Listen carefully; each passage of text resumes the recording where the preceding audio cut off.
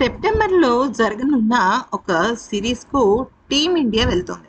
అయితే ఆ సీరీస్‌కి రోహిత్, కోహ్లీ, జస్ప్రీత్ బుమ్రా, పాండ్యా అసలు ఒక్కసారిగా మన భారత జట్టు పూర్వ వైభవం అంతా కూడా వచ్చేస్తుందనమాట.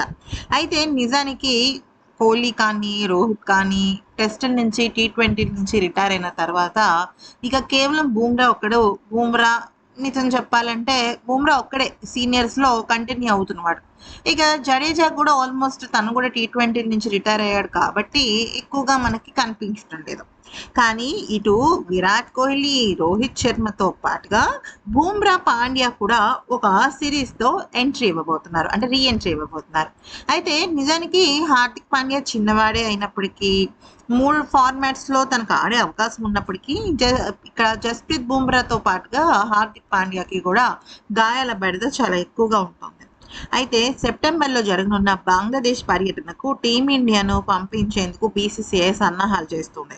3 మ్యాచ్ల వన్డే సిరీస్ కోసం దిగ్గజ ఆటగాళ్లతో కూడిన 15 మంది సభ్యులతో భారత జట్టును ఎంపిక చేయనట్లు తెలుస్తుంది.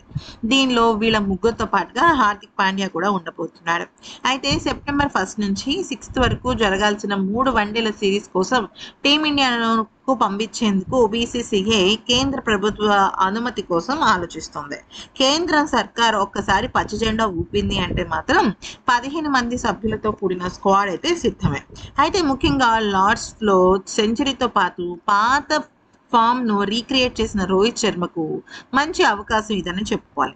యశస్వి జైస్వాల్ను బ్యాకప్ ఓపెనర్గా ఎంపిక చేసే అలవాటు అయితే కనిపిస్తుంది.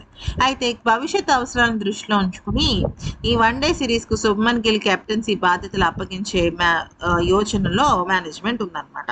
వైస్ కెప్టెన్గా శ్రేయస్ అయ్యర్ వ్యవహరించే అవకాశాలు కనిపిస్తున్నాయి. ఇప్పటికే మనం చూసినట్టయితే శ్రేయస్ అయ్యర్ టీ20లకి కెప్టెన్ అయ్యాడు. మరోవైపు శ్రేయస్ అయ్యర్ వన్డేలలో కూడా చాలా చురుగ్గా ఆడుతున్నాడు. కానీ ఇక్కడ గమనించాల్సింది ఏంటంటే సూర్యకుమార్ యాదవ్ కెప్టెన్ అయినప్పుడు తనని వేరే ఫార్మాట్స్లోకి తీసుకోలేదు. కానీ శ్రేయస్ అయ్యర్ని అలా కాకుండా టీ20 ఫార్మాట్లో తను కెప్టెన్గా వ్యవహరిస్తున్నప్పటికీ వన్డేలలో కూడా తీసుకోవడం జరిగింది. కానీ మరోవైపు శ్రేయస్ అయ్యర్కేమో విపరీతమైన గాయాల బెడద. ఏది ఏమైనప్పటికీ మళ్ళీ దిగ్గజ స్టార్ ఆటగాళ్లు ఒకే సిరీస్తో దర్శనం ఇవ్వడంతో అభిమానులకి అది హ్యాపీ అయిపోయింది.